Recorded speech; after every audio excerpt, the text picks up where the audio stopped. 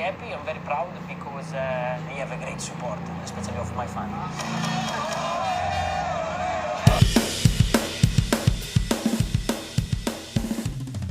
MotoGP Valencia yang berlangsung di sirkuit Ricardo Tormo minggu kemarin resmi menjadi seri terakhir balapan bagi sang legenda MotoGP Valentino Rossi. Dengan berakhirnya balapan tersebut, The Doctor, julukan Valentino Rossi, resmi mengakhiri 25 tahun karirnya di ajang balap motor sejak ia melakoni debut di kelas 125cc pada tahun 1996.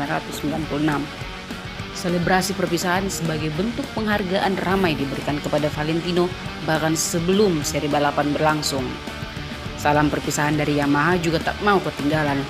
Selama berkarir, Yamaha M1 memang menjadi timnya yang paling lama.